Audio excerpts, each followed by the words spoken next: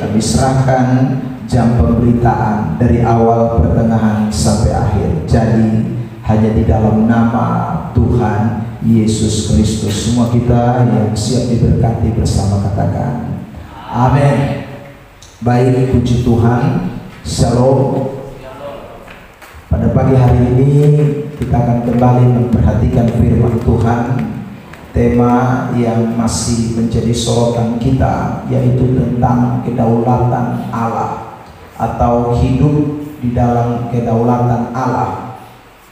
Saudara yang terkasih di dalam Tuhan, pada bagian yang ketiga ini kita akan memperhatikan kembali secara khusus tentang bagaimana kita hidup dalam kedaulatan Allah. Saya sedikit mengingatkan kembali kepada kita apa yang sudah kita bahas 2 minggu berturut-turut, ya saudara, tentang hidup dalam kedaulatan Allah, yaitu definisi dari kedaulatan Allah itu sendiri.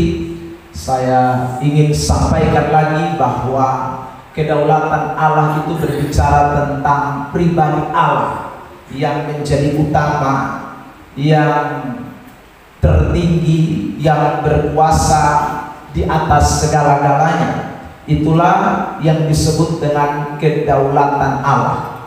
Jadi waktu kita menempatkan Allah itu menjadi satu pribadi yang tertinggi dalam hidup kita, dan segalanya dalam hidup kita, itu adalah prinsip atau saat dimana kita mengakui kedaulatan Allah. Tentu bukan hanya sekedar bicara, tetapi action hidup kita membuktikan bahwa benar-benar kita menempatkan Kristus tertinggi di atas segala-galanya, atau Allah tertinggi di atas segala-galanya dalam hidup kita.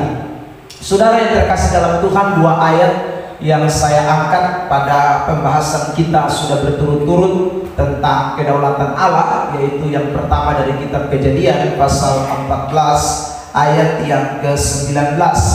Mari kita memperhatikan teks ini sekali lagi. Kejadian pasal yang ke-14 ayat yang ke-19. 1, 2, 3. Lalu ia memberkati Abraham, katanya, diberkatilah kiranya Abraham oleh Allah yang Maha Tinggi, pencipta langit dan bumi. Jadi kalimat yang saya garis bawahi merah itu menunjukkan pengakuan tentang kedaulatan Allah. Satu ayat lagi dalam kitab Wahyu pasal 19 ayat yang ke-6, ya. 1, 2, 3. Lalu aku mendengar seperti suara himpunan besar orang banyak, seperti desau air bah dan seperti deru guru yang hebat. Katanya, haleluya, karena Tuhan Allah kita yang Maha Kuasa telah menjadi Raja. Saya garis bawahi lagi kalimat Tuhan Allah kita yang Maha Kuasa telah menjadi Raja. Itu adalah kalimat yang membuktikan bahwa Allah itu adalah luar biasa, atau bahasa sederhananya adalah kedaulatan Allah. Nah saudara, ada 3 pemahaman yang kita sudah singgung berulang-ulang kali ini yang ketiga, saudara, tentang beberapa kelompok manusia yang sedang menjalani hidup ini di tengah-tengah dunia. Ada kelompok yang kita kenal adalah kelompok fatalis. Saya secepat saja, kelompok fatalis ini adalah kelompok yang sudah mempercayai bahwa semua yang dia alami dalam hidup ini itu sudah ditentukan, atau sudah jadi takdir, atau sudah jadi garis tangan, saudara. Sehingga orang-orang ini biasanya tidak peduli dengan yang namanya bekerja, tidak peduli dengan yang namanya usaha, tidak peduli dengan yang namanya bagian-bagian yang berkaitan erat dengan sesuatu yang aktif. Itu orang-orang ini tidak akan percaya, karena mereka mempercayai adanya takdir, atau mempercayai sesuatu yang sudah ditentukan. Sebentar lagi orang-orang Tionghoa akan merayakan Imlek, ya saudara. Nah, Imlek itu kadang-kadang dipercayai ya, sebagai hari atau tahun yang kemudian diprediksi atau dilambangkan dengan sio-sio tertentu. Lalu mereka menaruh pengharapan mereka, oh karena sio monyet begini, sio kambing begini. Nah, itu orang-orang fatalis, saudara terkasih dalam Tuhan, ya. Tapi tidak semua sekarang Tionghoa yang masih begitu. Banyak yang sudah percaya Kristus, banyak yang sudah jadi anak-anak Tuhan. Saudara terkasih dalam Tuhan, yang berikut adalah kelompok libertarianis, dari kata liberal. Saudara adalah kelompok yang mempercayai bahwa usaha manusia itu mutlak di atas segala-galanya, ya. Jadi mereka ini mempercayai bahwa apapun itu, saudara, yang penting itu adalah usaha. Yang penting adalah bagaimana bekerja, bagaimana saudara yang dikasih Tuhan menjadi agresif, ya, optimis. Jadi ini orang-orang yang disebut libertarianis, atau orang-orang yang tidak mengandalkan Tuhan. Dia juga tidak percaya takdir, dia juga tidak percaya garis tangan, tidak percaya semua. Pokoknya dia percaya akan kekuatan dirinya, dia percaya akan kemampuan dirinya. Orang-orang libertarianis ini. Nah, kita tidak masuk dalam kelompok libertarianis, tapi kita masuk dalam kelompok kompatibilis.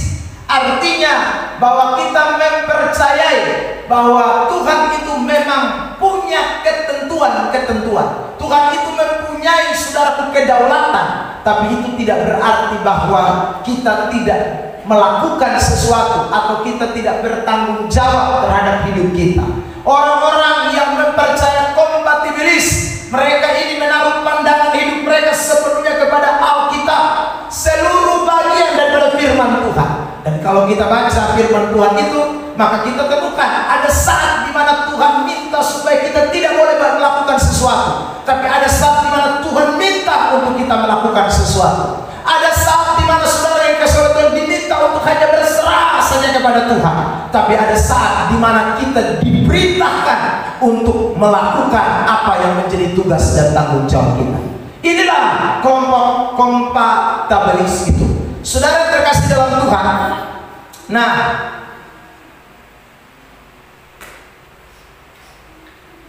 jadi orang Kristen yang berjalan dalam kedaulatan Allah, sekali lagi, adalah orang Kristen yang ada dalam kelompok kompatibilis.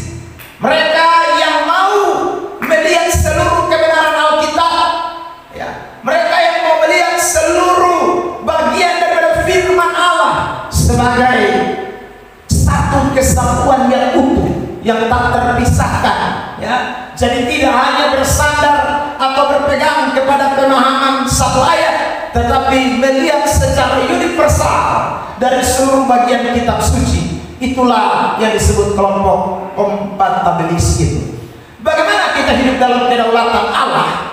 Saudara terkasih dalam Tuhan, minggu lalu kita sudah belajar. Yang pertama adalah hidup di dalam firman-Nya, ya, hidup di dalam kebenarannya. Itu saya bahas dalam 4 poin besar. Yang pertama yaitu menempatkan firman di atas mujizat dan hal-hal sementara. Yang kedua adalah firman membuat kita menjadi terpisah dari komunitas dunia. Yang ketiga, kita diminta untuk terus merenungkan firman Allah. Lalu yang keempat, kita diminta untuk menikmati firman Allah itu secara terus-menerus. Itu orang yang hidup di dalam kompatibilis. Yang kedua, hari ini kita akan perhatikan. Orang yang hidup di dalam kompatibilis adalah orang yang hidup di dalam doa. Ya, sudah. Orang-orang yang hidup di dalam paham kompatibilis adalah orang-orang yang bukan hanya sekedar berjalan di dalam kebenaran firman, bertindak atas firman, menaruh seluruh kepercayaan kepada firman, menaruh seluruh pengharapan kepada firman, tindak tanduk sesuai dengan firman. Bukan hanya itu, tetapi orang-orang yang mempercayai kedaulatan Allah itu hidupnya bergantung kepada Allah. Hidupnya sekali lagi ada di dalam doa. Hidupnya ada di dalam kehendak Allah. Saudara yang terkasih dalam Tuhan. Nah, karena tidak mungkin orang itu berjalan dalam kehendak Allah atau kedaulatan Allah, cuman belajar firman, cuman saudara terkasih dalam Tuhan, tahu firman, menikmati firman, tanpa ada doa, itu tidak bisa. Saudara yang terkasih dalam Tuhan. Jadi dua hal yang tak bisa terpisahkan. Ibarat satu mata rantai, maka ini adalah mata rantai yang tak terputuskan. Antara firman dan doa itu tidak bisa terpisah. Saudara yang terkasih dalam Tuhan, ya. Karena orang-orang yang hidup dalam kedaulatan Allah, saya sudah sampaikan di awal tadi, dalam kelompok kompatibilis itu, dia bukan hanya saja bertindak, ya, berusaha melakukan sesuatu sesuai dengan kebenaran, tapi dia mutlak berserah kepada kehendak Allah, berserah kepada keputusan Tuhan, berserah kepada kemauan Allah. Itu orang yang hidup dalam kompatibilisme. Saudara yang terkasih di dalam Tuhan Yesus Kristus. Makanya ada banyak ayat di dalam Alkitab yang mengajarkan tentang doa. Nah, saya mau kutip saja beberapa ayat. Misalnya waktu Yesus mengajarkan kepada murid-muridnya dan kita semua tentang doa Bapa kami. Tampilkan di isi worship Matius pasal yang ke-6 ayat yang ke-9 mulai. Saudara yang terkasih di dalam Tuhan, ada kalimat-kalimat di dalam teks ini yang membuktikan bahwa berdoa itu adalah meminta kehendak Tuhan terjadi di dalam hidup kita. Karena itu dikatakan berdoalah demikian, Bapa kami yang di sorga, dikuduskanlah namamu. Lalu ayat 10, datanglah kerajaanmu, jadilah apa? Kehendakmu di bumi seperti di sorga. Kalimat jadilah kehendakmu itu kalimat yang menunjukkan kedaulatan Allah, kalimat yang menunjukkan bagaimana Allah itu mau kita tinggikan, bahwa dialah yang harus nyata, dialah yang harus terjadi dalam hidup kita. Makanya ada kalimat jadilah kehendakmu.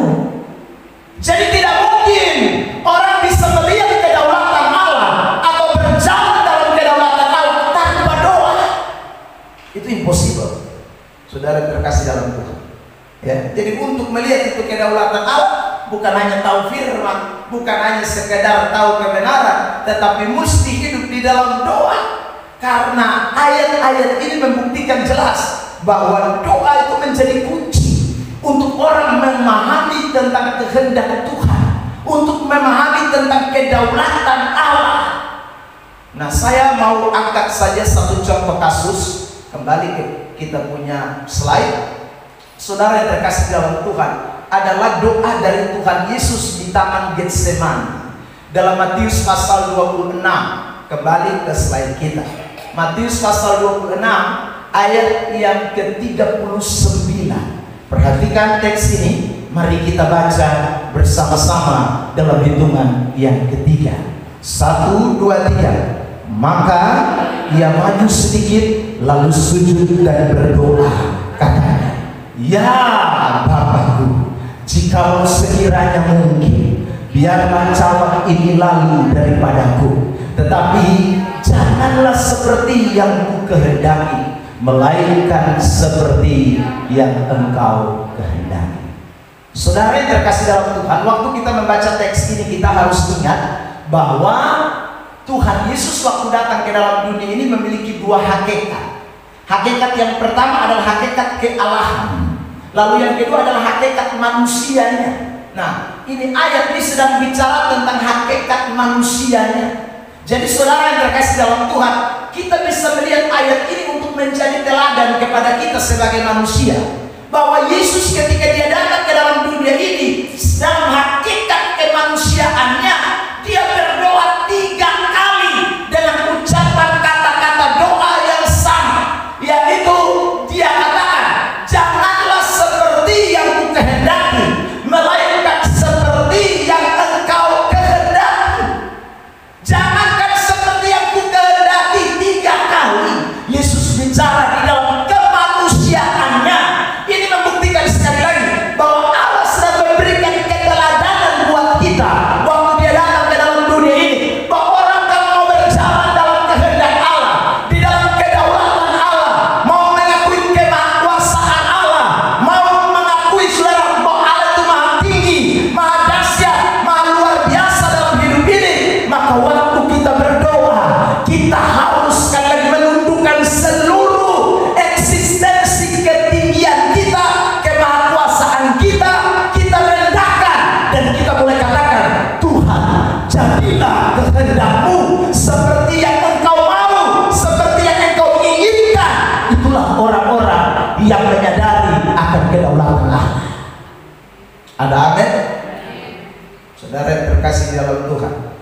Jadi kalau kita berdoa, ingatlah baik-baik, berdoa itu mengajarkan orang untuk mengakui kedaulatan Allah.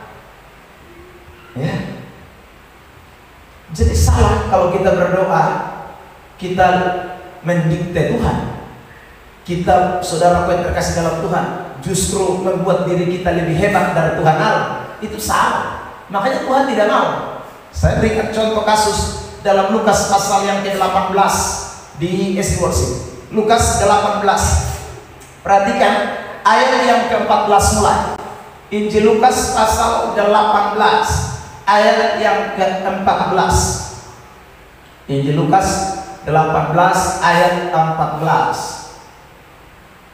Aku berkata kepadamu, orang ini pulang ke rumahnya sebagai orang yang dibenarkan Allah, dan orang lain itu tidak. Sebab barang siapa meninggikan diri, ia akan direndahkan, dan barang siapa merendahkan diri, ia akan ditinggikan. Lihat ini dalam kasus doa, ya. Jadi dalam kasus doa, orang tidak boleh menyatakan sesuatu yang menunjukkan dia lebih tinggi dari Tuhan Allah, dia lebih hebat dari Tuhan Allah, dia lebih luar biasa dari Tuhan Allah. Tuhan tidak akan mau orang begini, saudara terkasih dalam Tuhan. Makanya dalam kasus ini perumpamaan tentang dua orang yang datang ke bait suci. Yang satu doa dengan meninggikan diri. Siapa dia? Ahli Torah. Mari kita perhatikan mulai dari ayat yang ke-9, Lukas 18 ayat yang ke-9. Dan kepada beberapa orang yang menganggap dirinya benar dan memandang rendah semua orang lain, Yesus mengatakan perumpamaan ini. Ayat 10, ayat yang ke-10 tampilkan. Ada dua orang pergi ke bait Allah untuk berdoa. Yang seorang adalah Farisi dan yang lain pemungut cukai. Ayat 11. Orang Farisi itu berdiri dan berdoa dalam hatinya begini, ya Allah, aku mengucap syukur kepadamu karena aku tidak sama seperti semua orang. Nah, ini mulai tinggi diri. Bukan perampok, bukan orang lalim, bukan pezina, dan bukan juga seperti pemungut cukai ini. Ayat 12. Perhatikan, aku berpuasa 2 kali seminggu. Aku memberikan 1/10 dari segala penghasilanku. Ayat 13. Tetapi pemungut cukai itu berdiri jauh-jauh, bahkan dia tidak berani menengadah ke langit, melainkan dia memukul diri dan berkata, ya Allah, kasihanilah. Nah, yang ini merendahkan diri.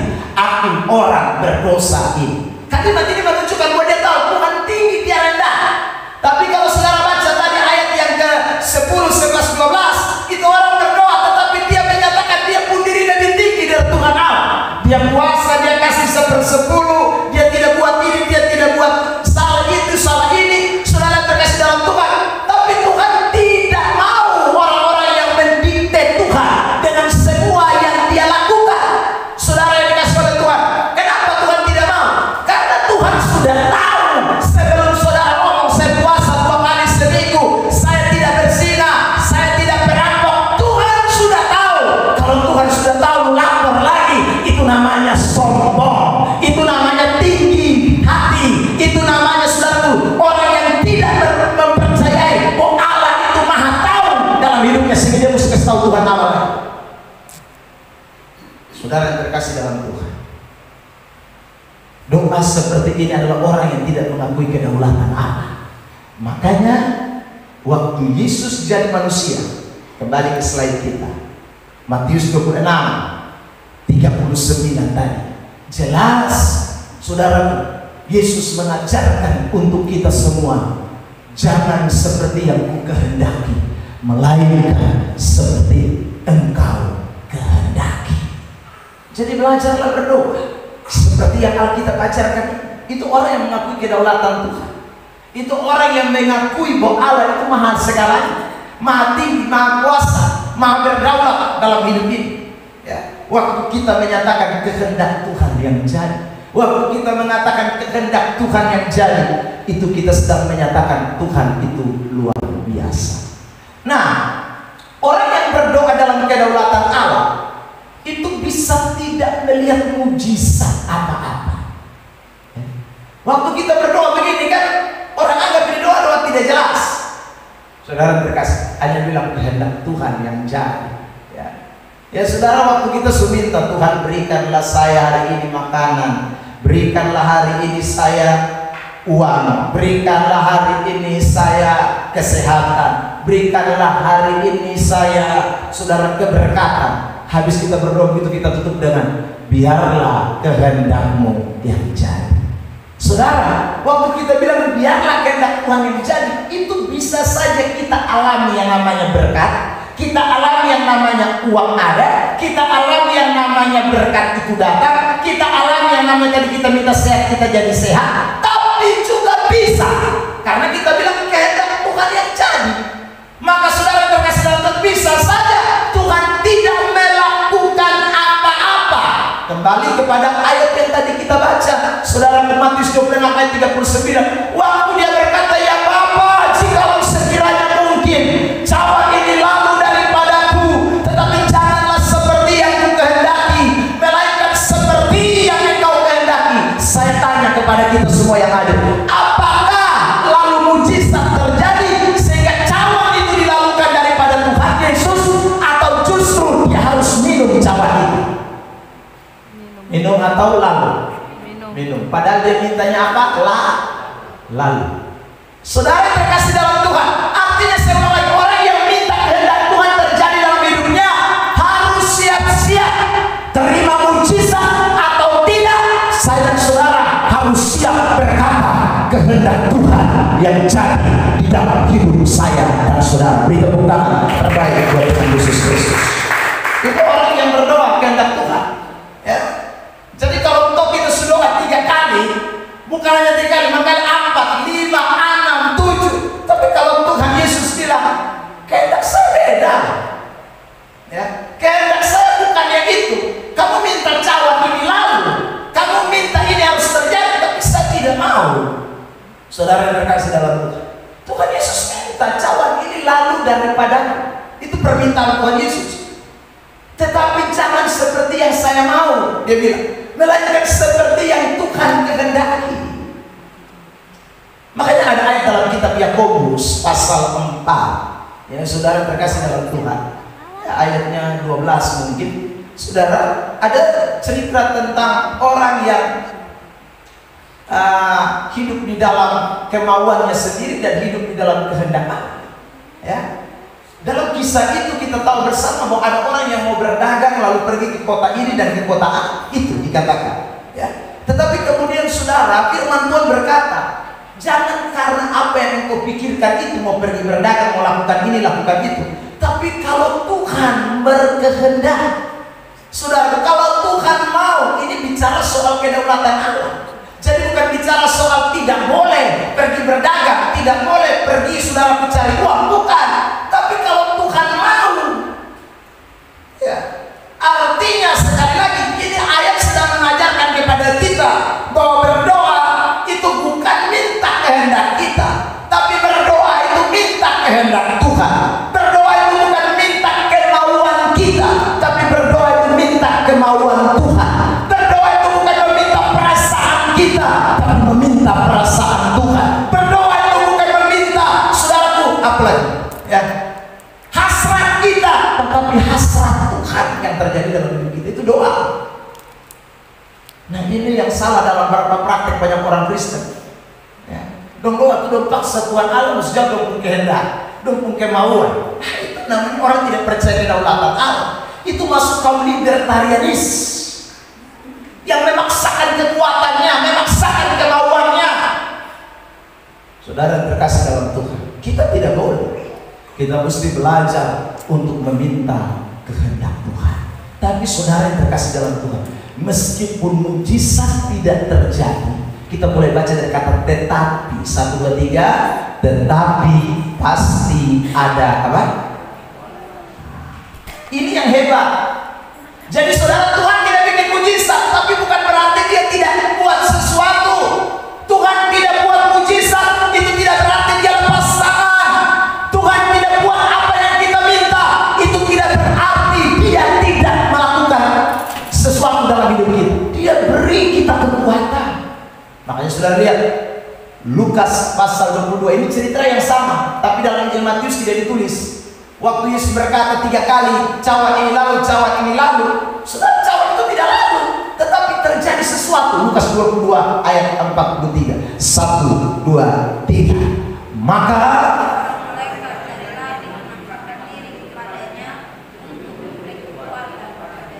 amin. Amin. Jadi malaikat datang bukan itu cawan lalu. Malaikat datang bukan lalu kasih berita, ya Yesus, doamu sudah didengar. Jadi cawan Tuhan angkat. Tidak ada. Saudara terkasih dalam Tuhan, tidak ada juga kalimat yang mengatakan malaikat itu datang dan berkata, Yesus, nyantai aja. Waktu kita menuju ke sana, memang Yudas Iskariot sedang mempersiapkan pengkhianatan, tapi aku malaikat berdiri di depanmu. Begitu Yudas datang, kita tiup Yudas, terlempar 10 meter. Tidak. Saudara terkasih dalam Tuhan, tidak ada kalimat yang mengatakan, Yesus, malaikat datang dan berkata, Yesus, nyantai aja. Waktu kamu dipaku nanti, itu tidak rasa sakit. Waktu kamu dimahkotai duri, itu tidak ada apa-apanya. Nanti saya akan bikin kekebalan tubuh supaya kamu tidak merasakan apa-apa. Tidak ada. Hanya ada kalimat, aku malaikat datang kepadanya dan memberi kekuatan kepadanya untuk dapat minum cawan penderita itu. Ada amin. Jadi saya ulang, kadang-kadang mujizat bisa tidak terjadi, tetapi pasti kekuatan Allah berikan. 1 Korintus 10 ayat 13. Mari kita lihat ini ayat terkenal. 1 Korintus 10 ayat 13. 1 Korintus 10 ayat 13 tampilkan. Mari kita baca ya. 1, 2, 3. Pencobaan yang kamu alami ialah yang tidak melebihi sebab Allah setia, dan karena itu Ia tidak akan membiarkan kamu dicobai melampaui kekuatan.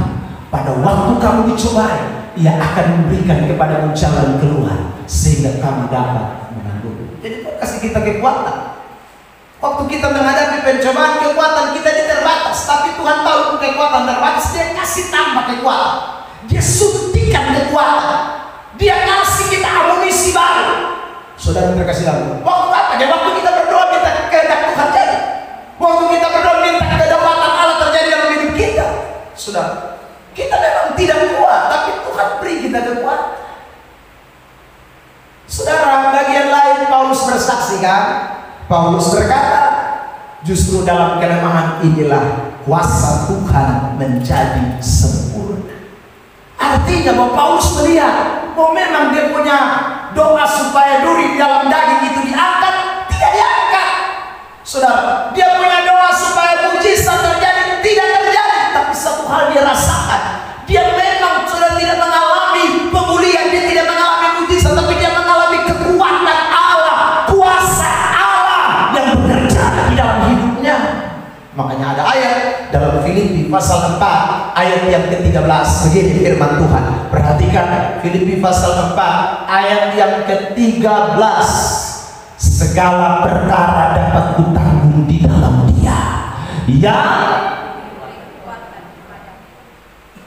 masalah, tantangan, persoalan kita bisa hadapi meskipun mujizat tidak terjadi, jawaban tidak terjadi, tapi kekuatan Allah berikan.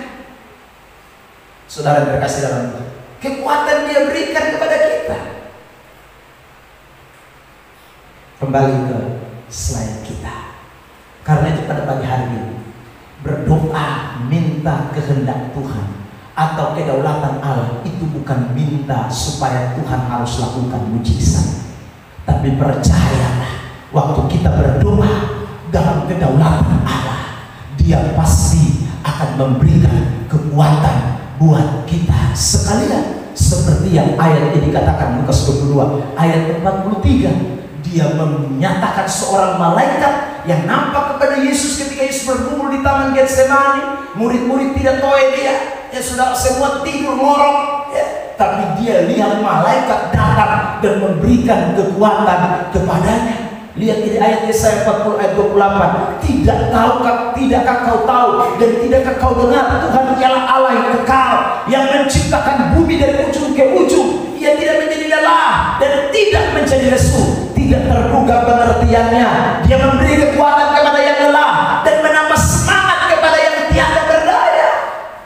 Saudara terkasih dalam Tuhan, 30 orang-orang muda menjadi lelah dan lesu, dan teruna-teruna jatuh tersandung. Tetapi orang-orang yang menanti-nantikan Tuhan mendapatkan kekuatan baru, seumpama Raja Wali yang naik terbang dengan kekuatan sayapnya. Mereka berlari dan tidak menjadi lesu, mereka berjalan dan tidak menjadi lelah. Siapakah mereka? Mereka yang menanti-nantikan Tuhan, mereka yang berdoa di dalam hadirat Allah, mereka yang minta kedaulatan Allah terjadi, kehendak Allah terjadi dalam hidupnya. Saya ulang, kadang mujizat tidak terjadi, tapi kekuatan dari Allah pasti terjadi. Sehingga tidak ada orang Kristen yang kemudian saudara yang dikasih oleh Tuhan akan menjadi lemah, akan menjadi orang yang kemudian saudaraku hilang power, kekuatan untuk menghadapi kehidupan karena dia tidak melihat mujizat. Orang-orang yang berdoa dalam kedaulatan Allah justru akan melihat kekuatan Allah yang dahsyat, yang hebat, yang luar biasa, sehingga orang-orang itu tidak menjadi letih dan lesu. Dia akan terus berjalan dalam kehendak Allah sampai dia akan melihat campur tangan Tuhan terjadi di dalam hidupnya. Ada amin. Saudara terkasih dalam Tuhan, itulah orang-orang yang berjalan dalam kedaulatan Allah. Nah, kalau ada kekuatan, apa yang terjadi?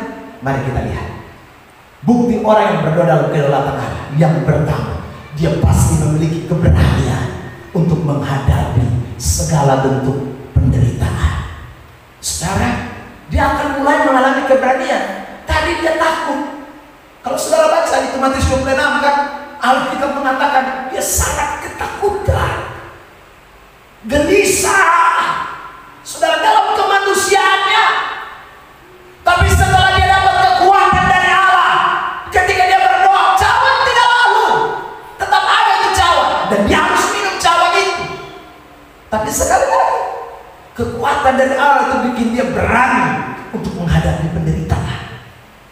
Kalau kita saudara berdoa dalam kedaulatan Allah, saya ulang lagi, tidak ada masalah tantangan yang bikin kita jadi pengecut. Tidak ada saudara terkasih dalam Tuhan persoalan tantangan yang bikin kita mundur. Tidak ada masalah dan persoalan dalam hidup ini yang bikin kita menyerah. Tidak ada masalah dan persoalan dalam hidup ini yang bikin kita putus asa, kecewa, lari dari Tuhan. Orang-orang yang ada di dalam hadirat Allah, yang hidup di dalam kedaulatan Allah, akan mendapat kekuatan dari Allah sehingga dia berani untuk menghadapi setiap penderitaan yang Tuhan izinkan terjadi. Ikut Tuhan ini bukan enak, ya toh? Saudara terkasih dalam Tuhan, siapa yang bilang ikut Tuhan enak? Ikut Tuhan ini saudara banyak alami penderitaan. Ibrani 10 ayat 32 bilang begini. Mari kita lihat Ibrani pasal 10 ayat yang ke-32. Kitab Ibrani pasal 10 ayat 32. Saudara yang terkasih dalam Tuhan, Ibrani 10:32, ingatlah akan masa yang lalu, sesudah kamu menerima terang, kamu dikatakan 1, 2, 3 banyak menderita. Oleh karena kamu bertahan dalam perjuangan yang berat. Jadi sesudah kita terima Yesus itu kita bilang banyak penderitaan. 1 Timotius 3 ayat 12 mengatakan begini lagi. Saudara lihat ini ayat 1 Timotius 3 ayat yang ke-12. 1 Timotius 3:12. 2 Timotius 3:12. Sorry. 2 Timotius 3 ayat 12. 3 bukan 2. 2 Timotius 3. 2 Timotius 3 ayat 12.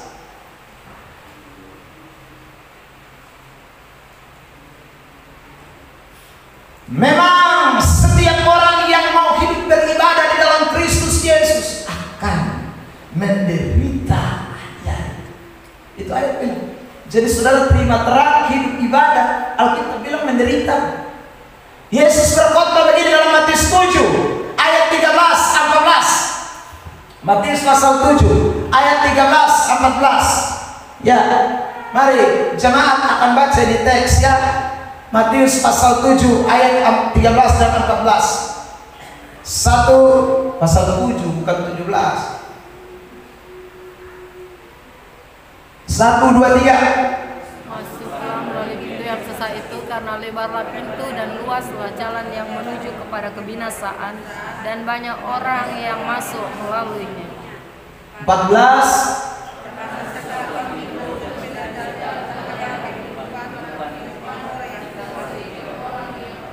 Sesak itu pintu, sempit itu jalan yang menuju kepada kehidupan. Jadi kalau ikut Yesus itu bukan ikut jalan lebar.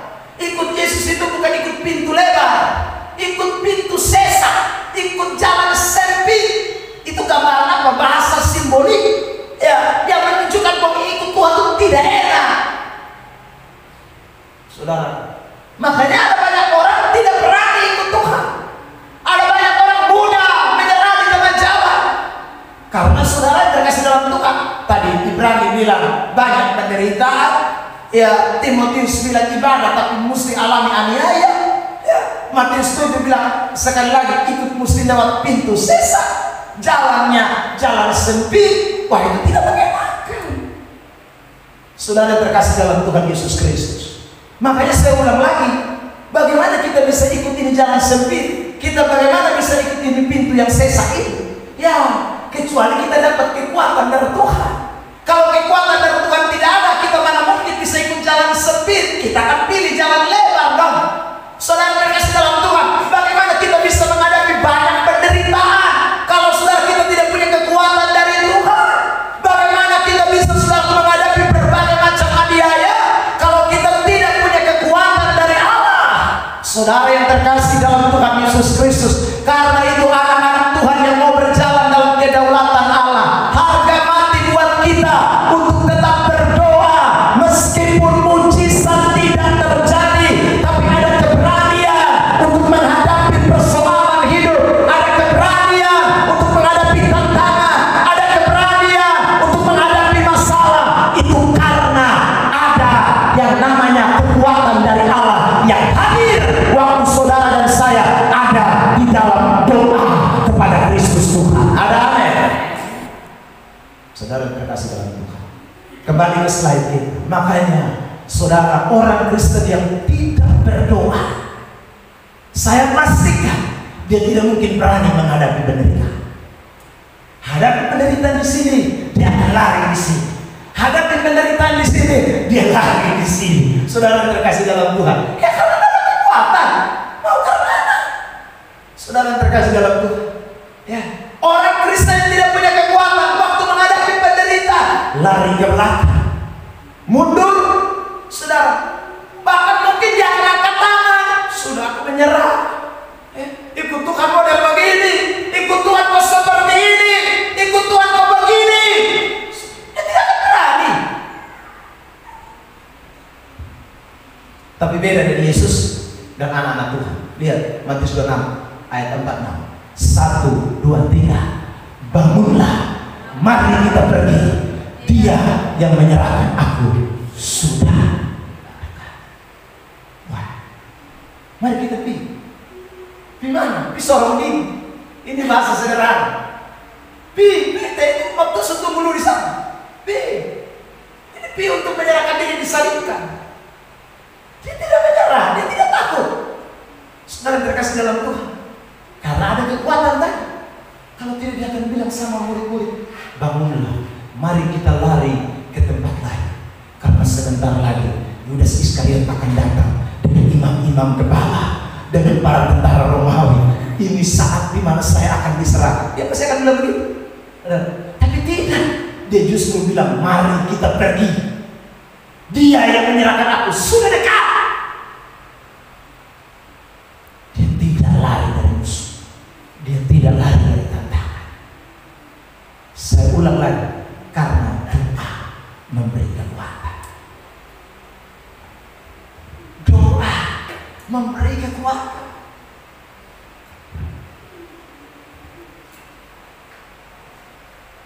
Kalau Yesus berani menghadapi penderitaan, itu berarti kita pun harus berani menghadapi penderitaan.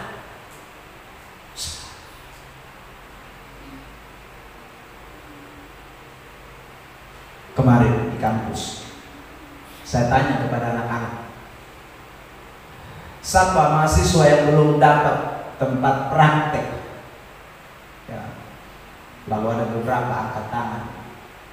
Dan saya tanya, kenapa? Bapak, kami susah cari gereja. Ya. Saya bilang begini, kamu siap melayani? Siap. Ya.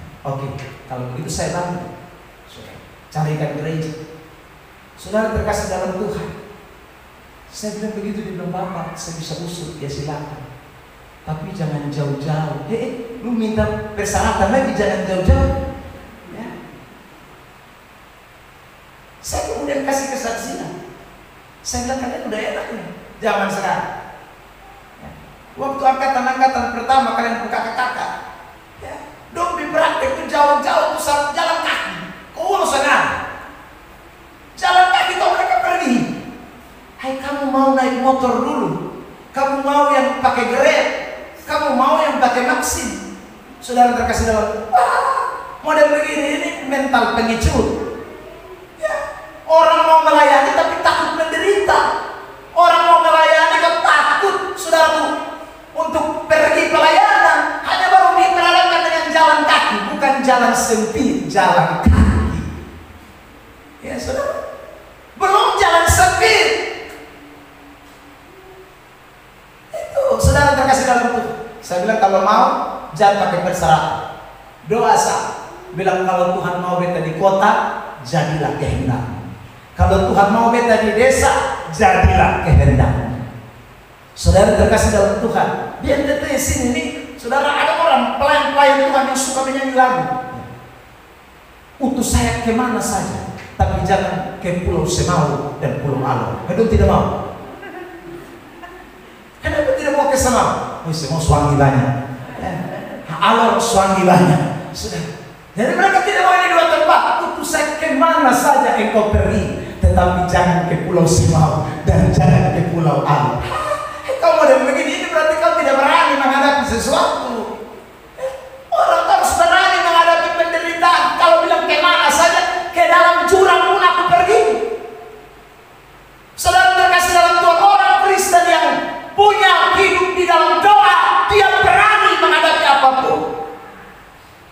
Saudara terkasih dalam Tuhan, kalau dulu kami sekolah di Jawa, dong pun doa adalah utus kami kemana saja, tapi jangan ke NTT dan jangan ke Papua. Kenapa? Karena dulu NTT itu susah mati. Ya, Papua aduh mati, kita ketemu dengan banyak orang yang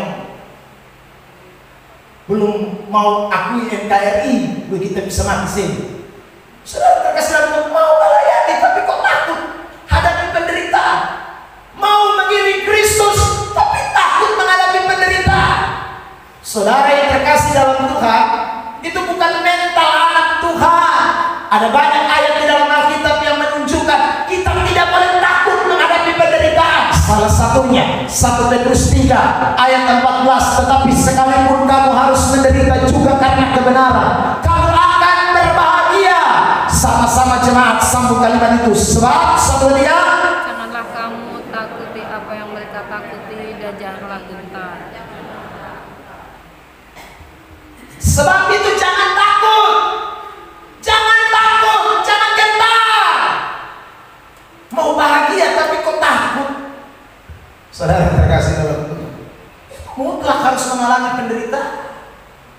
Wahyu 2 ayat 10. 1, 2, 3. Jangan takut terhadap apa yang harus engkau. Sesungguhnya iblis akan melemparkan beberapa orang dari antaramu ke dalam penjara, supaya kamu dicobai dan kamu akan beroleh kesusahan selama 10 hari. Hendaklah engkau setia sampai mati, dan aku akan mengaruniakan kepadamu mahkota kehidupan. Ada amin. Ada amin. Saudara terkasih dalam Tuhan, 2 Timotius 2 ayat 3, 1, 2, 3. Ikutlah menderita sebagai seorang apa? Tidak ada prajurit yang ketemu musuh lari. Itu satpam. Saudara yang terkasih, prajurit mana? Tentara mana yang cemen-cemen? Orang namanya prajurit itu berani, dia siap menderita.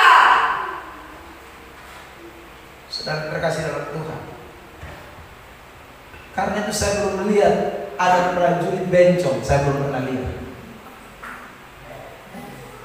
Atau saudara lihat, aku mau pegang senjata, mampus lah dulu. Ya, saudara, prajurit itu sekekal, sebarangi orang nah. Saudara ada lihat prajurit yang lari begitu? Sana ada lari kekal. Nah, orang Kristen itu dibilang prajurit. Anak-anak Tuhan itu dibilang prajurit yang siap menderita. Saudara terkasih dalam Tuhan, itu kita, anak-anak Tuhan, karena kita sudah dikasih kekuatan oleh Tuhan. Kalau tidak ada kekuatan dari Tuhan, bagaimana kita mau bisa menderita sebagai prajurit? Tidak ada. 2 Timotius 1 ayat 8 mengatakan begini, jadi janganlah malu bersaksi tentang Tuhan kita, dan janganlah malu karena aku seorang hukuman, karena dia melainkan ikutlah menderita bagi Injilnya oleh kekuatan Allah. Kata jangan malu ini kurang tepat, lebih tepat jangan takut bersaksi, ya. Karena Tuhan Yesus, jangan takut. Jangan takut karena sudah lihat Paulus di penjara, jangan takut. Itu ayat bilang. Ikut menderita bagi Injil oleh kekuatan Allah. Saudara terkasih dalam Tuhan, sebab kalau orang takut mengakui Kristus, orang takut ikut Tuhan, orang takut menghadapi penderitaan, orang takut menghadapi masalah. Ayat ini berkata, Markus 8:38, sebab barang siapa malu karena aku dan karena perkataanku di tengah-tengah angkatan yang tidak setia dan berdosa ini, Anak manusia akan malu karena orang itu apabila ia datang kelak dalam kemuliaan Bapaknya diiringi malaikat-malaikat kudus. Tuhan tidak akan mengaku manusia Kristen yang model pengecut, model penakut, model saudaraku suka gentar terhadap masalah. Itu Tuhan paling suka. Tuhan tidak akan mengaku itu orang. Ya.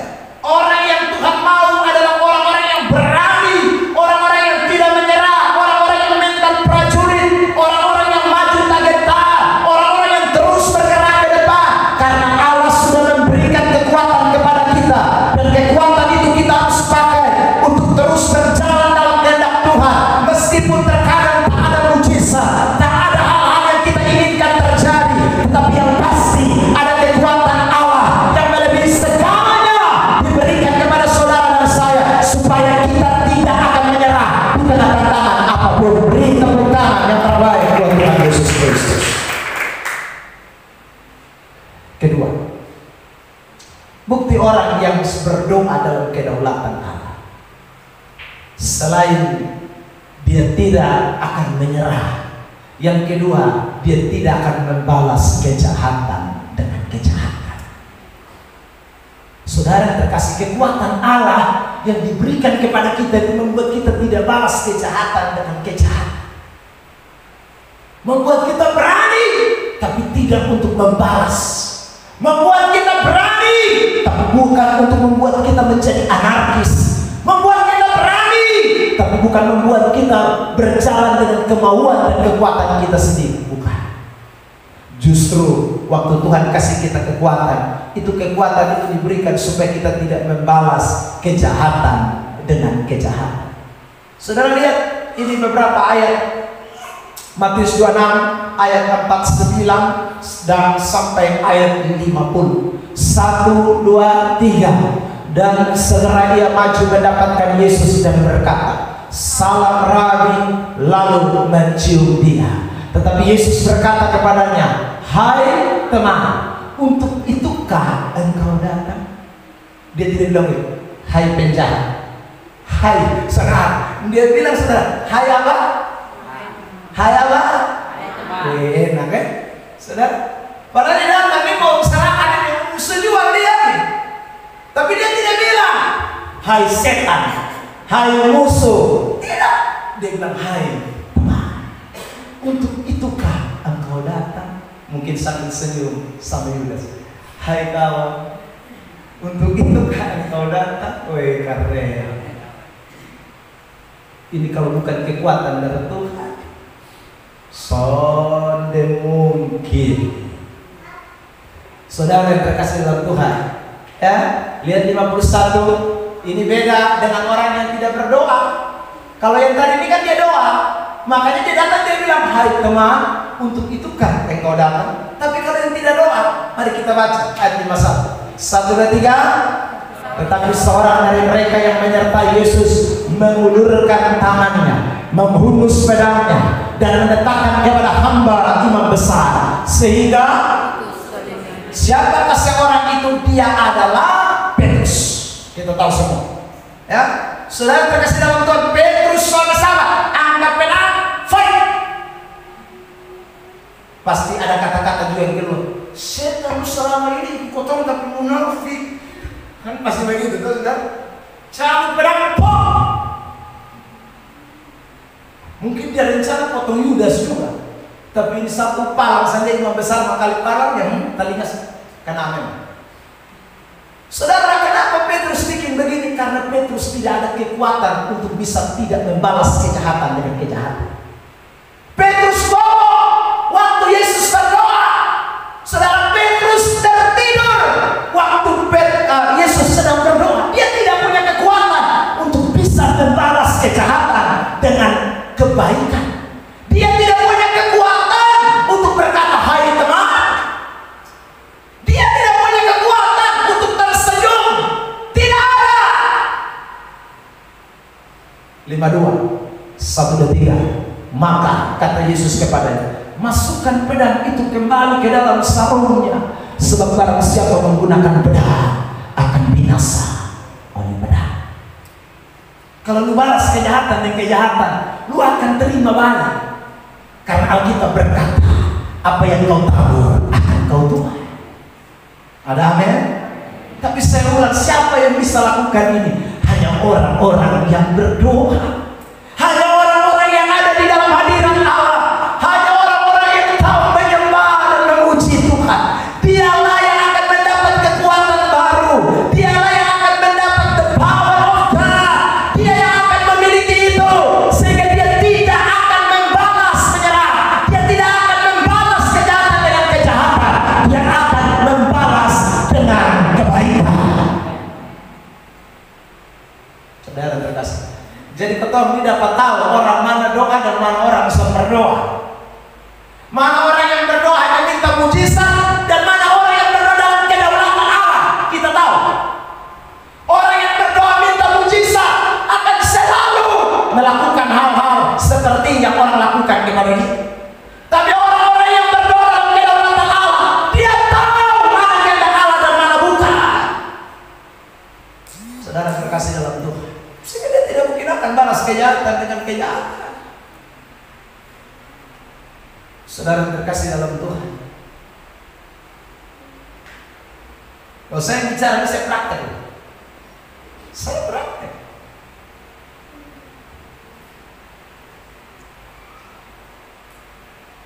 Saudara terkasih, dalam soal kejahatan kita tidak boleh balas kejahatan. Tapi dalam soal kebenaran tidak boleh menyerah. Saya ulang, kalau dalam soal kebenaran ada orang sangat usahakan, ya. Kalau dalam soal kejahatan sudah boleh. Orang caci maki kita, jangan balas. Orang boleh gosipin kita, jangan balas. Orang boleh fitnah kita, jangan balas. Orang boleh ngomong yang jelek tentang kita, jangan balas. Saudara terkasih, tapi soal kebenaran harus balas. Saya ajarin. Nah, saya tunjukkan ayat, saya bukan ngomongnya hal-hal gitu. Ya saudara, kalau soal Injil, soal firman, jangan ada orang yang berani injak-injak. Sampai injak, lapis. Serah. Saudara terkasih, bela. Ya. Kalau soal itu jangan ada. Tapi kalau soal orang bikin jahat, angkat tangan, menyerah sah. Saudara terkasih, senyum sah. Tapi soal kebenaran tidak boleh kompromi. Saya tunjukkan beberapa ayat. Sekarang kita lihat Filipi pasal 1 ayat yang ke-16. Tampilkan itu di AC Worship, ya. Filipi pasal 1 ayat 16 lebih dulu. Ya. Mereka ini memberitakan Kristus karena kasih, sebab mereka tahu bahwa aku ada di sini di penjara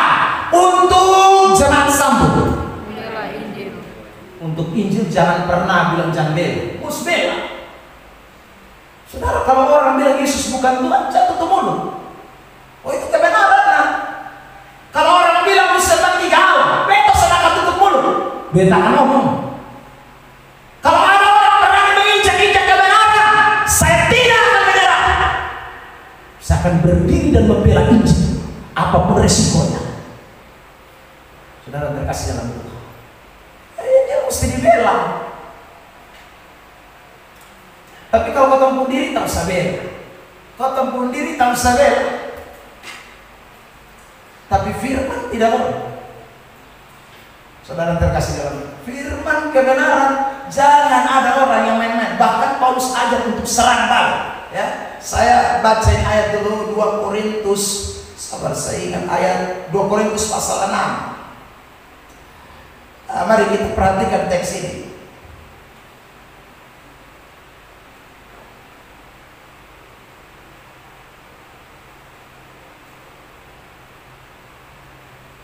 Korintus pasal 6, sabar ya.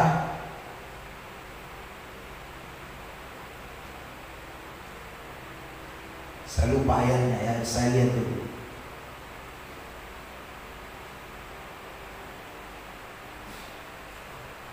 Ayat 40, ayat berapa? Ayat 7. 2 Korintus 6 ayat 7. Perhatikan ini. 2 Korintus 6 ayat 7. Mari coba kita sama-sama baca. 1, 2, 3. Dalam pemberitaan kebenaran dan kekuasaan Allah, dengan menggunakan senjata keadilan. Untuk apa? Menyerang ataupun untuk. Jadi pemberitaan firman itu jangan main-main, mesti hajar, serang, bela, tapa. Saudara terkasih dalam Tuhan. Dan itu saya lakukan berulang-ulang kali, bukan hanya di gereja, di mana-mana. Saya kalau semua pikon berdoa di pesan, Bapak, nanti tolong di sini begini. Itu begitu be akan gagas. Karena Injil, be akan serangan. Makanya Alkitab bilang, saudara terkasih dalam Tuhan, firman Tuhan itu pedang. Amin. Saudara percaya firman itu pedang? Pedang itu pakai apa? Pakai fafak, potong kiri kanan. Belah. Bukan firman pakai yang cuma asa-asa begini.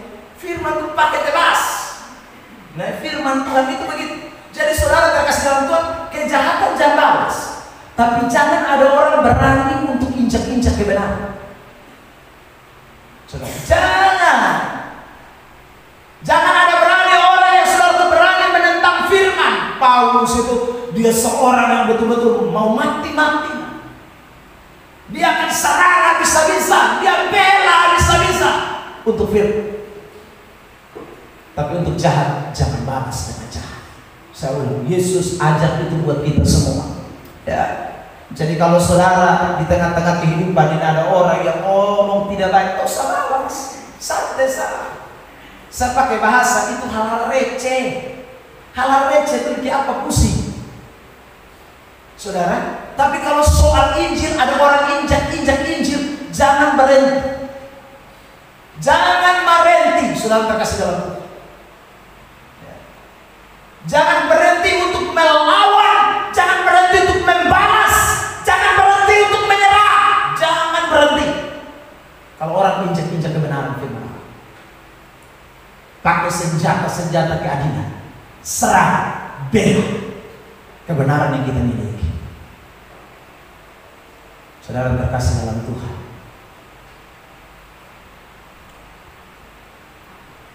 dalam ilmu teologi itu namanya berapologetika.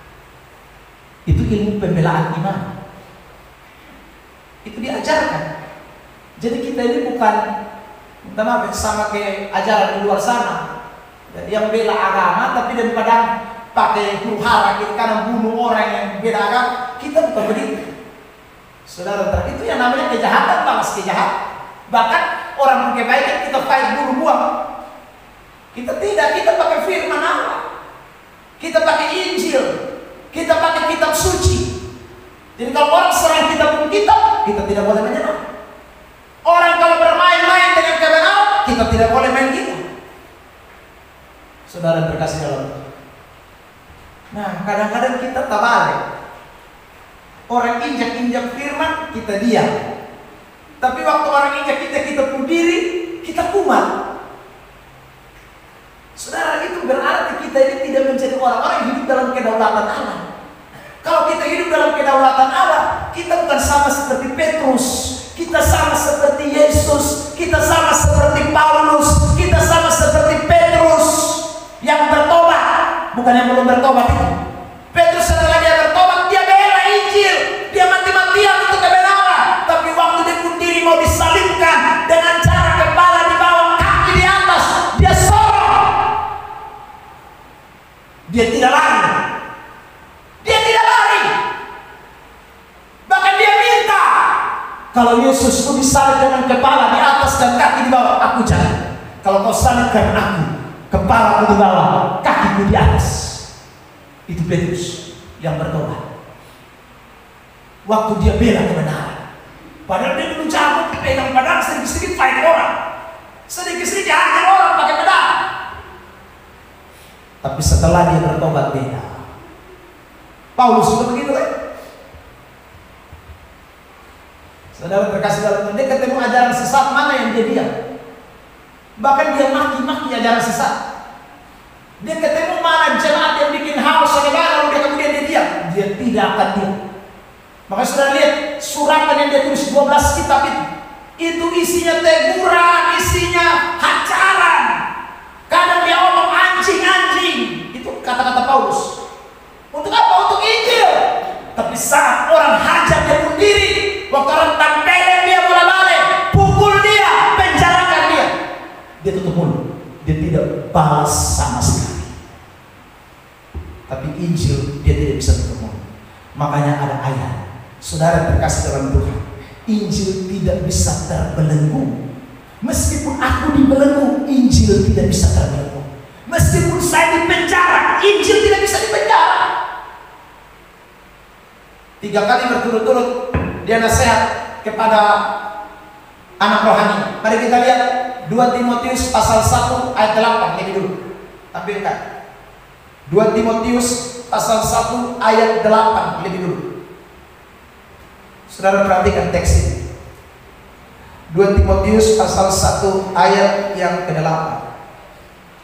Jadi janganlah malu bersaksi tentang Tuhan, dan janganlah malu karena aku seorang hukuman, karena dia melainkan ikutlah menderita bagi Injil. Menderita bagi siapa? Injil. Lihat lagi 2 Timotius 2 ayat 9. 2 Timotius 2 ayat 9. Jadi menderita bagi Injil bukan menderita karena dia pun diri, karena firman.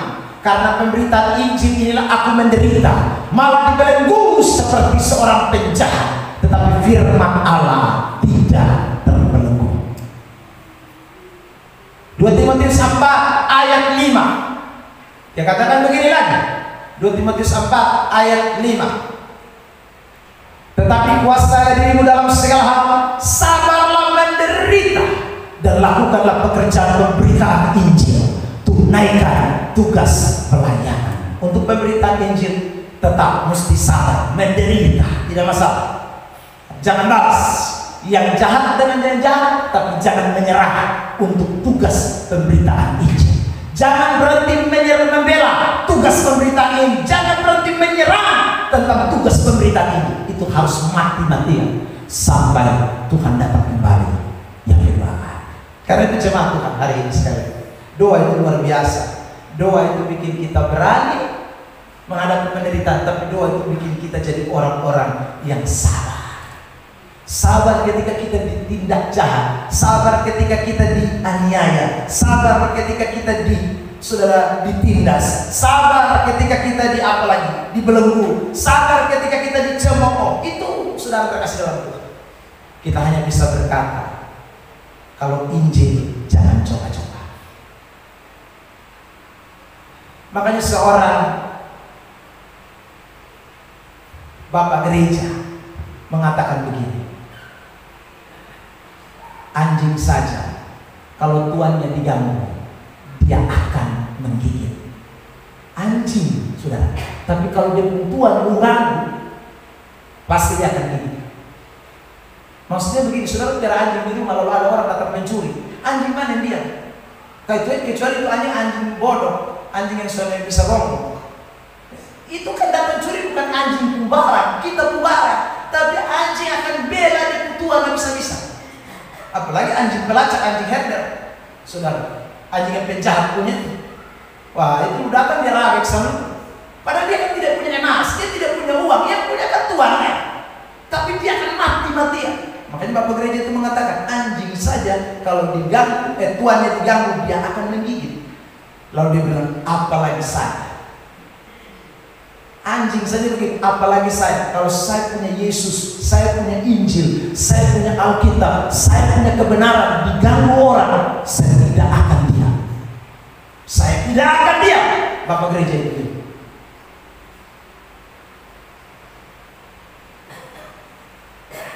Saudara terkasih dalam Tuhan, kembali ke layar sedikit. Jadi saya ulang, doa bikin kita ada kekuatan untuk jangan balas kejahatan dengan kejahatan. Next,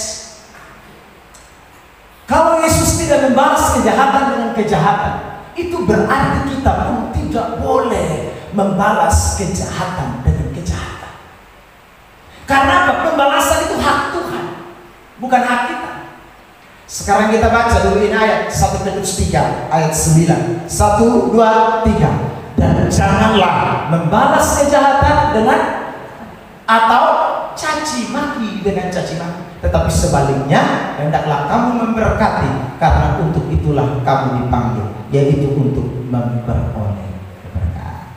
Jadi kalau caci maki, kalau yang jahat dikejar, jangan balas. Saudara berkasih dalam Tuhan. Ya, yang terakhir, yang ketiga, bagaimana orang yang berdoa itu? Kalau dia betul berdoa dalam kedaulatan Allah. Yang ketiga, orang kalau berdoa dalam kedaulatan Allah, dia tahu bahwa firman harus digenapi dalam hidupnya. Ya. Jadi ketika kita berdoa itu kita mau Tuhan berfirman, dan apa yang Tuhan firmankan, yang kita sudah renungkan, yang kita belajar pada minggu lalu. Waktu kita sudah nikmati, kita sudah dengar, kita sudah baca. Nah sekarang kita harus lihat itu firman tergenapi dalam kitab hidup. Itu firman itu harus terrealisasi dalam kitab hidup. Tidak bisa tidak. Makanya berdoa itu sekali lagi meminta kekuatan Tuhan agar supaya firman itu dapat dipraktekkan, digenapi lewat hidup kita sekali. Perhatikan beberapa teks. Matius 26 ayat 54. Matius 26 ayat 54. 1, 2, 3. Jika begitu, bagaimanakah akan digenapi yang tertulis dalam kitab suci yang mengatakan bahwa harus terjadi demikian? Jika begitu, itu menuju kepada ayat 53. Saudara terkasih, maksudnya begini, waktu Petrus potong telinga imam besar itu, lalu kemudian Yesus bilang jangan sarupkan pedang. Di ayat yang berikutnya Yesus bilang begini, kau pikir saya tidak bisa suruh malaikat dari sorga datang untuk menghalau supaya ini tentara-tentara tidak bisa menyerang? Tapi jika begitu, kalau malaikat datang dan kemudian bikin ini semua tentara-tentara ini terhalau, bagaimana yang sudah ditulis dalam kitab suci itu bisa terjadi? Saudara terkasih dalam Tuhan, kalau saya halaukan semuanya ini, bagaimana firman Allah itu bisa digenapi? Jadi saudara terkasih dalam Tuhan, bukan Tuhan tidak bisa buat mujizat, bukan Tuhan tidak bisa melakukan sesuatu, tetapi ini persoalan penggenapan firman Allah. Saya mau sampaikan kepada kita semua, ya, siapa di sini yang mau dihina? Tidak ada yang mau. Tapi karena firman bilang ikut Tuhan pasti dihina. Nah itu firman ada. Lalu saudara dihina, saudara tidak mau.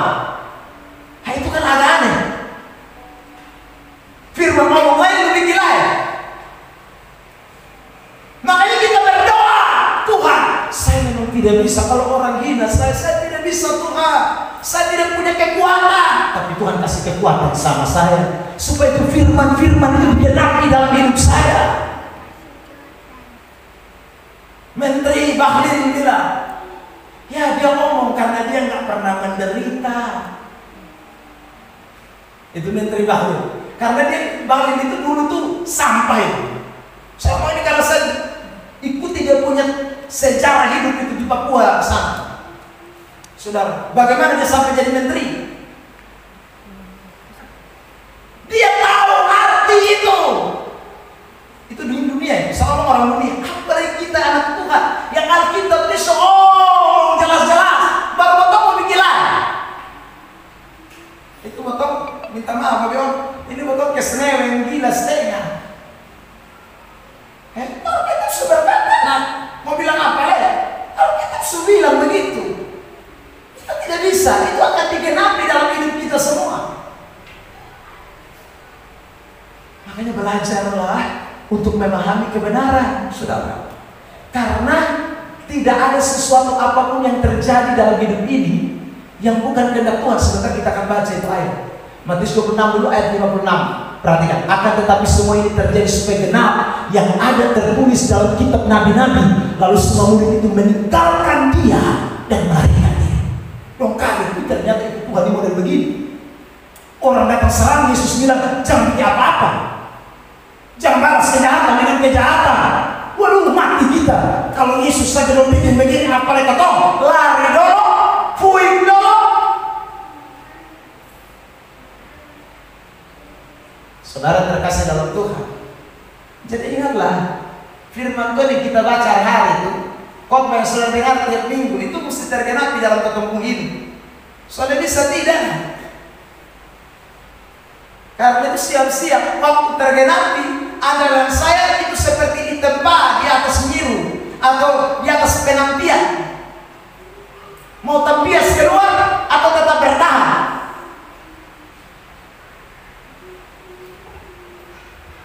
Jadi kita ini tidak bisa hindari. Semakin kita ikut Tuhan dengan setia, firman akan tergenapi terus dalam kita hidup.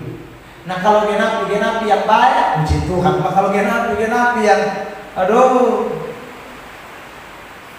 soalnya baik punya, ini potongan setengah mati. Saudara, kenapa Petrus saya katakan disalib terbalik? Tuhan Yesus ngomong sama dia dalam Yohanes pasal yang ke-20. Waktu Yesus bangkit, lalu Yesus tanya sama dia, apakah engkau mengasihi aku? Pasal 21 atau 20, ayat mulai 14 dan seterusnya, ayat 15 dan seterusnya. Saudara, dalam percakapan itu ketika Petrus bilang, ya aku mengasihi. Lalu Yesus bilang begini, sekarang kamu akan bergerak kemana saja kamu akan pergi, tetapi akan ada satu saat di mana orang akan mengikat engkau dan orang akan membawa ke tempat di mana engkau tidak kehendaki. Tuhan selalu memang. Itu firman. Tapi Petrus bukan kaum fatalis yang waktu dengar itu kata-kata lalu bilang sudah kita mati sekali lagi. Petrus Injil beritakan lagi, kok Yesus ngomong yang nanti kita diikat dibawa kemana tempat yang Petrus diikat.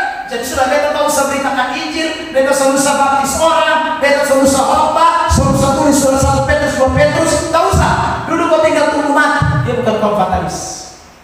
Memang Tuhan sudah ngomong, firman sudah katakan, tapi dia tetap bergerak berdasarkan kebenaran. Lakukan bagiannya. Itu saya sebut dengan kompatibilisi yang kita sedang belajar. Dia tetap melakukan bagian. Saat itu akan terjadi. Tapi dia tidak menyerah. Tuhan sudah menggenapi. Harus genapi itu firman. Kalau sampai Petrus tidak ditangkap, tidak diikat, itu Yohanes 21 lebih kuat. Tidak Pak. Karena salah. Nah saudara mau Alkitab ini tidak benar? Tidak mungkin. Yang tidak benar itu kita. Alkitab itu pasti benar. Makanya saudara, semua yang ada tertulis dalam Alkitab itu akan digenapi dalam hidup kita sekarang. Baik, tidak baik, buruk, suka, tidak suka, akan terjadi. Jadi, tidak ada yang terjadi kebetulan dalam hidup kita. Semua itu ada maksud dan tujuan Tuhan di dalamnya. Firman Allah. Mari kita baca ayat ini. Filipi 2 ayat 13. 1, 2, 3. Karena Allah yang mengerjakan di dalam kamu baik kemauan maupun pekerjaan menurut kerelaan Allah yang bekerja di dalam kita. Ya saudara, bukan kita yang bekerja di dalam Allah, Allah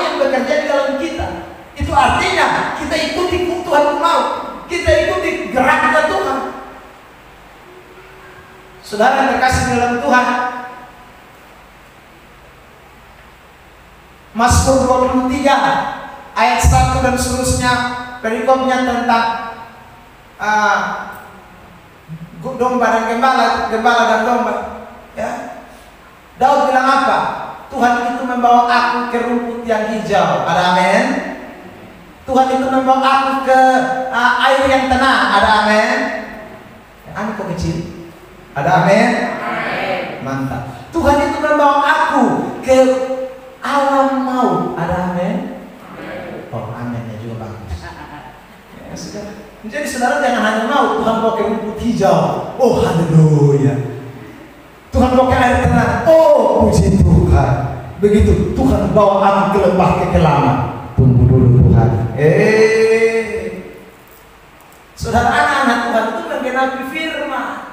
Jadi menggenapi firman itu bukan hanya sekali rumput hijau. Menggenapi firman itu bukan hanya di air tenang. Kadang-kadang lembah kekelaman. Saya sudah saksi sama saudara di tempat ini mungkin. Ya. Saya gonceng seorang anak muda yang stroke di usia muda. Saudara, usia masih sangat muda, dia stroke. Karena dia itu rajin PKD. Ya saudara, rajin tipu orang. Ya. Pokoknya dia pun tindakan di kacau laba. Anak Dewi Pura sana. Dan akhirnya Tuhan tangkap dia. Saudara, lewat itu penyakit. Masih muda, masih umur sekitar 30-an. Sudah kena stroke. Sampainya hari. Saudara terkasih. Dia punya istri lari ke tinggal. Kok dia jalan begini-begini? Stroke begini. Saudara, saya gonceng dia suatu kali pulang pelayanan. Lalu dia bilang begini sama saya. Saya tanya-tanya dia, karena dengan ini penyakit serta stroke ini. Dia bilang begini, Bapak, beta jalan ini mengikuti kemauan Tuhan saya. Beta meminta kesembuhan, beta terapi. Tapi Bapak lihat sampai hari dengan kaki tangan masih belum bisa bergerak normal. Dia saksi sama saya, tapi Bapak, ini semua terjadi, beta tahu Tuhan baik. Dia cerita, beta istri sampai hari sudah balik. Karena beta kondisi begini, beta sudah bisa cari uang. Ya. Beta istri sudah lari ke sini. Tidak ada kabar berita, sudah jalan 3 tahun katanya. Saudara terkasih. Tapi beta belajar dari Mazmur 23. Dia bilang begini, bahwa Tuhan itu bukan hanya bawa beta di air yang tenang, bukan bawa beta di rumput yang hijau, tapi kadang Tuhan bawa beta di lembah kekelaman. Beta yakin sekarang beta ada di lembah kekelaman, dia bilang begitu. Tapi beta yakin juga Tuhan tidak pernah meninggalkan beta. Saudara, waktu dia bilang begitu, beta hanya bilang, Tuhan Yesus kasih kekuatan ya. Itu tidak mudah. Dia tahu ini akibat dari dia punya cara kerja dulu yang jahat-jahat. Jadi sekarang dia di mana-mana dia bersaksi, ya. Di persekutuan doa dia berdiri, dia bersaksi dengan kondisi stroke. Salah. Sekarang dia jadi GSDA. Saudara terkasih dalam Tuhan, hidup ini untuk menggenapi firman Allah. Tidak ada yang terjadi tanpa tujuan dalam hidup ini. Saya ulang, baik atau tidak baik, itu semua Tuhan kerjakan di dalam kita. Maka kita mesti sadar tiap hari, Tuhan terima kasih, ini Tuhan mau. Ajar beta, kasih beta kekuatan supaya beta mau firman Allah digenapi lewat beta pun hidup. Beta mau ini firman Tuhan digenapi lewat beta pun kehidupan. Kita harus berdoa begitu. Jangan paksa malaikat datang untuk menghalau. Saudara terkasih dalam Tuhan, Amsal 16 ayat 4.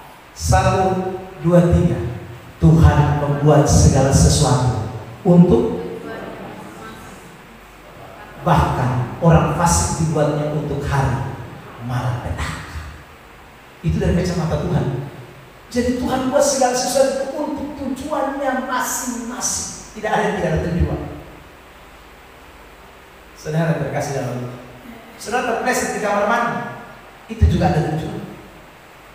Tapi siapa yang tahu tujuan itu? Orang-orang yang ada di dalam hadirat Allah, orang-orang yang berdoa, orang-orang yang ada di dalam hadirat Tuhan. Dia akan tahu ini Tuhan tujuan aku. Saudara, makanya saudara lihat ya, saya kasih tahu saudara, orang kalau dia berdoa itu dia berdoa itu kayak sensitif. Saya temukan orang-orang yang suka berdoa, saudara, semuanya itu dia pikir tuh, dia sakit sedikit dia pikir, aduh, jangan sampai dia susah. Meskipun kadang pikir itu bisa salah, saudara, tapi orang ini selalu memikirkan, ini Tuhan ada maksud apa? Kok sampai beta sakit? Sampai beta jatuh, sampai beta dalam kondisi begini. Tuhan ini pasti punya tujuan. Orang begini dia tidak akan mempersalahkan keadaan, dia tidak akan mempersalahkan kondisi, dia tidak akan membuat sebuah statement yang akhirnya justru menentang Tuhan. Karena dia tahu semua yang terjadi dalam hidup ini ada tujuan Tuhan untuk menggenapi firman Allah di dalam hidup kita sekalian. Ada amin? Tapi berdoa. Kalau saudara tidak berdoa, impossible. Jadi doa pagi itu fungsinya apa? Saudara, salah satunya adalah supaya tahu Tuhan, firman Tuhan apa yang mau digenapi dalam hidup saya hari ini. Ya, firman Tuhan apa yang harus digenapi dalam hidup saya hari ini. Saudara habis berdoa, saudara baca firman habis keluar, saudara akan mulai berjumpa dengan banyak tantangan. Dan itu menguji. Itu saudaraku, Tuhan mau lihat benar tidak, dia mau firman digenapi dalam hidup tidak. Saya kasih contoh. Mungkin saudara berdoa pagi, Tuhan kasih saya hari ini kesabaran, misalnya. Lalu saudara buka ayat di dalam Alkitab yang mengatakan, hendaklah engkau sabar dalam segala penyelidikan. Baca ayat, ya sudah doa.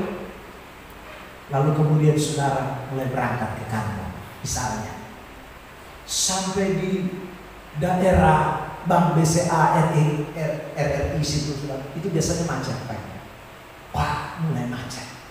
Saudara terkasih dalam Tuhan, itu macet itu punya tujuan atau tidak? Saya tanya saudara. Ada tujuan. Tujuannya untuk latih kita punya kesabaran. Kita mulai bingung, aduh ini susah lah.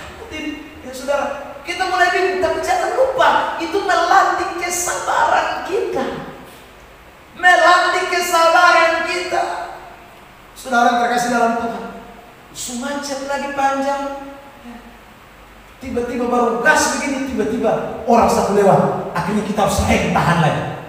Saudara, kadang-kadang kita tidak bisa tahan, kita emosi lagi. Wih setan, kita antri begini lagi, baru tiba-tiba pala. Kita tidak tahu bahwa firman yang tadi kita baca itu mau digenapi dalam kita hidup hari ini. Saudara terkasih dalam Tuhan, makanya Tuhan izinkan untuk melatih kesabaran kita. Datang sampai kantor, duduk tidak lama, beberapa menit, anggap saja ini orang-orang punya jabatan. Saudara, sekretaris datang, Pak minum teh, kopi atau susu? Kan biasanya begitu, dia udah teh aja, saudara. Akhirnya pergi buat, saudara pergi buat datang, jalan-jalan karena ini sekretaris penghak tinggi, jalan-jalan datang, sonto kena teh yang semula kita cabut sedikit, ya sudah, tuh kopi tak lempar, muka kotong basah semua.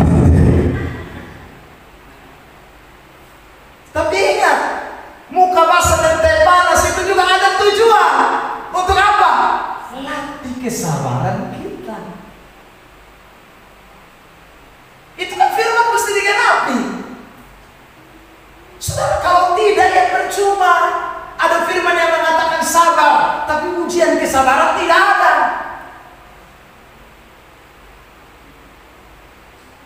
Saya pergi besuk di rumah sakit, ya, saudara saya, dia bilang begitu, beta dengan ini beta potensi darah so naik, tapi mama tua datang ini langsung tensi darah naik. Berarti mama tua itu Tuhan pakai jadi alat untuk uji ketemu kesabaran supaya firman Allah digenapi dalam ketemu hidup. terkasih dalam Tuhan, maka saya ulang lagi. Kita dengar khotbah ini kadang-kadang enak, tapi dalam praktek itu kadang-kadang potong keliru. Padahal yang kau dengar itu mesti digenapi. Apa artinya khotbah 1,5 jam? Apa artinya khotbah panjang lebar? Tapi kalau realisasi dalam hidup justru tidak ada. Yang kita buat justru beda. Nah, itu percuma adanya. Untuk apa kita bangun pagi baca Alkitab? Waktu saudara terima perjamuan kudus ada ayat, tapi itu ayat maka buang sana. Apa artinya?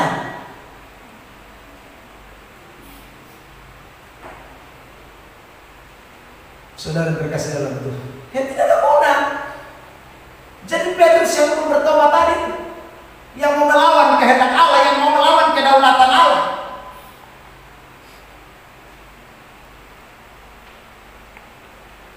Saudara terkasih dalam Tuhan. Tapi kalau kita hari ini dengar ini firman kebenaran, kita buka hati sungguh-sungguh, beri hidup kita sungguh-sungguh. Tuhan, saya tahu firman harus digenapi dalam satu hidup. Firman harus tergenapi dalam satu hidup. Ya, saya jujur, saya tidak mampu. Saya ulang lagi. Setiap kali kita berdoa, kita mesti bilang, Tuhan, saya tidak mampu. Ini firman berat, Tuhan. Ini firman ini betul-betul tidak gampang, Tuhan. Makanya saya bilang, Yesus omong doa 3 kali, doanya sama doang. Sama, nggak berubah. Hanya karena masalah cara. Karena dia rasa ini berat, dia tidak mungkin bisa. Tapi Tuhan kasih saya kekuatan. Bapa, berikan aku kekuatan supaya aku dapat menanggungnya. Itulah orang yang berjalan dalam kedaulatan. Semangat Tuhan hari ini. Saya tutup dengan pesan Tuhan. Ayo 2024 rajin berdoa. Kalau saudara betul-betul memberi keputusan berjalan dalam kedaulatan Allah, rajin doa. Ya, ini gereja sudah menyediakan wadah. Ada doa di hari Kamis, ada doa di hari Jumat, ada doa di hari Sabtu.